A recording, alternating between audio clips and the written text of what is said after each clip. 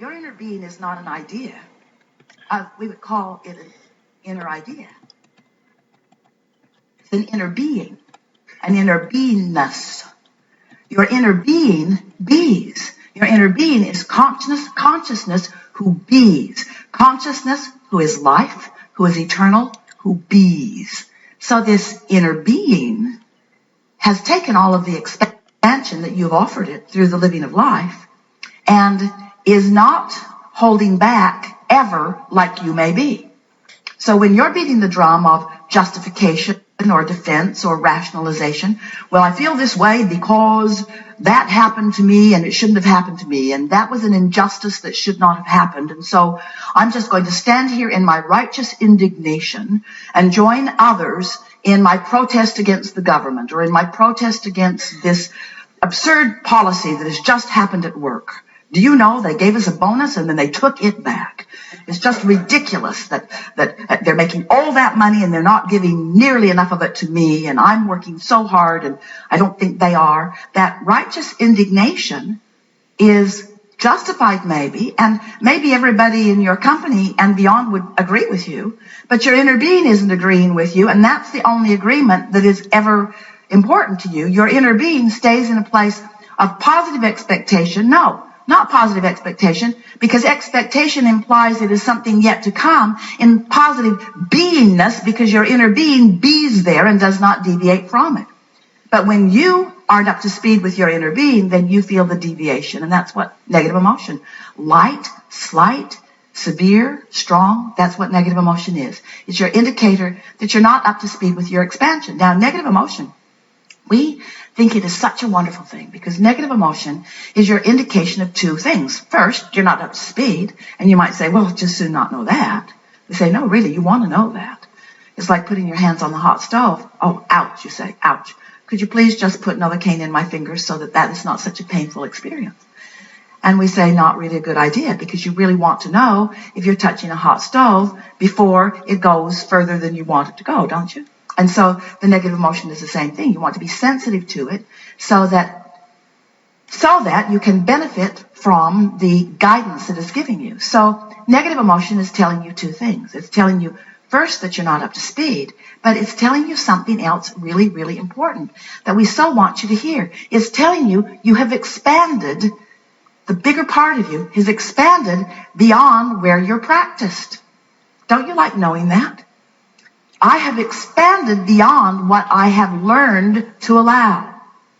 Well, you know what that means? If you've expanded beyond what you have learned to allow, that means there's some good times coming to you, because the deliciousness of life, the true essence of life, the part of life that you call exhilaration or adventure, the part of life that you call passion, the part of life that you climb mountains for or that you get into new relationships for, the part of life that you were born for, the part of life that you love the most of all is that moving in the direction of the further expansion. And we really want you to hear us when we say moving in the direction of it, because moving in the direction of it is all that you're ever going to do, because you're never going to catch it.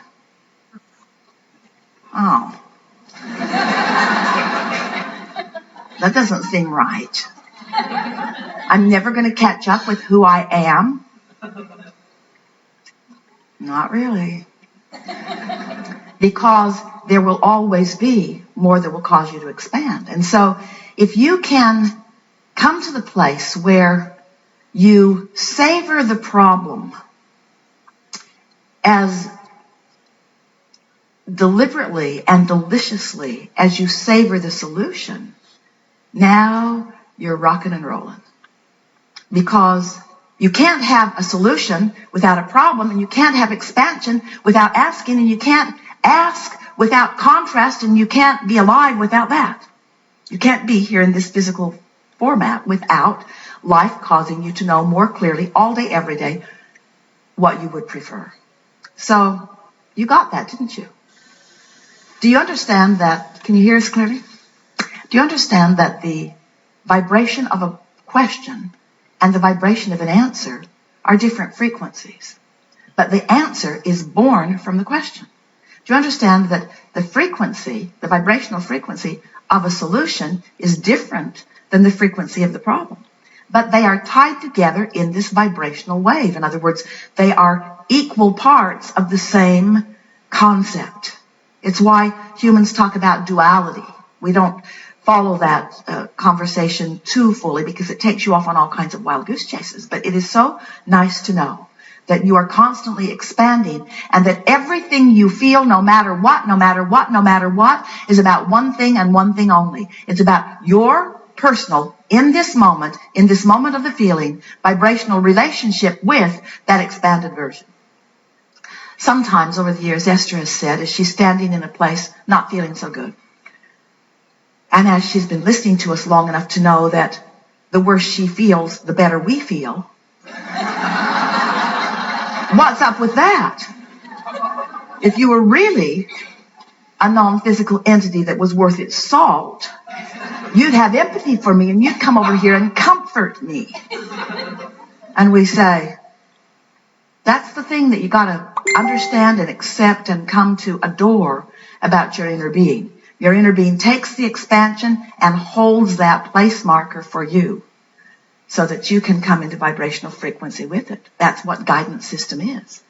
Esther would say from time to time, Abraham, I think you should come over here and complain with me because you know I'm right. You know I'm justified in this complaint. And we say to Esther, we're not coming. Come over here. No, you come over here. Come over here. No, you come over here. And of course, through the years, she's discovered we never come. We never step out of the vortex in order to focus with anyone about anything that they don't want. That's not our job. Our job is step 2 of the process of creation. Step 1, that's your job, but it's not something you have to work very hard at. Life just brings it to you. Contrast causes you to know what you don't want, to know what you do want. So you're launching rockets all day, every day. Step 2, that's our job. Source energy, inner being, non-physical. We stand in the vibrational frequency of the furthest launch that you have offered. And we stand in vibrational alignment with the total package of that which you've expanded to. Through all that you've been living, that's where your inner being, that's where that which you call God stands, in utter knowing of who you are. Step 3 is your job, and it's what the art of allowing is all about. Step 3 is you got to find somehow, some way, thought by thought, subject by subject, day by day, moment by moment, to be in vibrational alignment with who you've become. And if you succeed at it, or if you're sort of succeeding at it, you thrive. You have tears of appreciation running down your face. If you don't accomplish it, then you have something less than that. But it's always there as guidance letting you know. Well, that's as clearly as we've ever spoken it, and you've received it as well as any group of non-believers could it. Well, you see, you don't believe in your vortex in the way we do, because we're standing in it as the vibrational essence of it, and we have full knowledge of all that you've become. So as we stand in full knowledge of all that you've become, we don't fret for a moment about where you stand in the absence of anything you want, because we know it's only a vibration away. You say, oh, it's not just a vibration away, it's a manifestation away. It could be years. And we say, only if you're diligent about poking around where you are. In other words, there could be an instant manifestation. You could be vibrationally up to speed with who you really are now, because who you really are is a done deal. Vibrationally speaking, it's done. But you mostly don't do that because we love you very much. You are so hung up on what is. You've gotten so used to focusing your eyes and ears and fingertips and your nose and your tongue. Salty tears was good. You are so good at interpreting your physical life through your sensual senses that you are not as practiced at enjoying the vortex, because in the beginning, the vortex isn't vivid to you like real life manifestation is. Look around this beautiful room. Ooh, cool.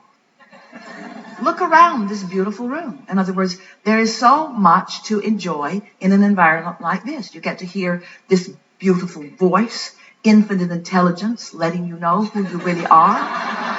How delicious is that, to hear that moving through the vibration of your eardrum and get to feel the fullness. You get to see one another in this beautiful room. You were out in the freeways and moving through the city. In other words, physical life experience in all of its manifested glory is so intoxicatingly attractive because you are interpreting it with so many of your senses. And we get it that when you come to a gathering where this man calls his wife Abraham, and she must be a sort of split personality because she refers to herself as we, points at the floor, insists it's a vortex, and tells you to get in it. In other words, there's a vortex. There's a vortex where who you really are is, and we know you look over there and you don't really see the vortex. Because it's a concept that we are painting for you, but it's a reality that you can vibrationally translate into immediate emotion. In other words, when you're in the vortex, you feel clear. When you're in the vortex, clarity is your experience. When you're in the vortex, you feel vital and alive. You feel love. Appreciation and passion are pouring through you when you're in the vortex. In other words, the vortex is a feeling place. It's a confirming place of the wholeness of all that you are. And if you like that feeling enough that you're willing to give up some of the reality that's more vivid, like car crashes and roadkill,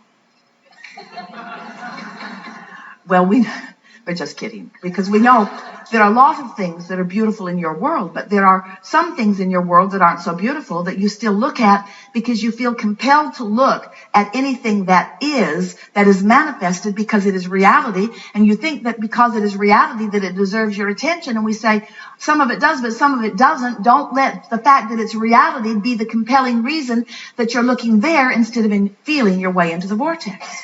And as you make the decision that you're going to spend less time focused upon what is, especially if some of what is isn't pleasing to you. And you know what's funny? You don't just focus upon what is, you focus upon your imagination of what is going to become that you're not going to like even more. In other words, oh, it's bad now, but it could be so much worse. And so we just want to bring your attention to the fact that you're really good at the what isness, and even at using your imagination about the negative what isness. Why not use your desire to feel good as your reason to feel your way into the vortex? And then, this is the thing that we really want to emphasize.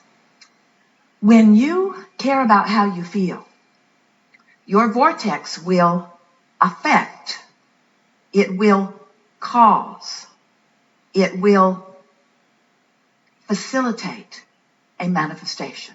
A manifestation that is seeable, hearable, smellable, tasteable, touchable. In other words, the manifestation, hot on the heels of your alignment that you feel at first. So if you could just give up your need to see it before you believe it, and instead be willing to feel it and believe it before you see it,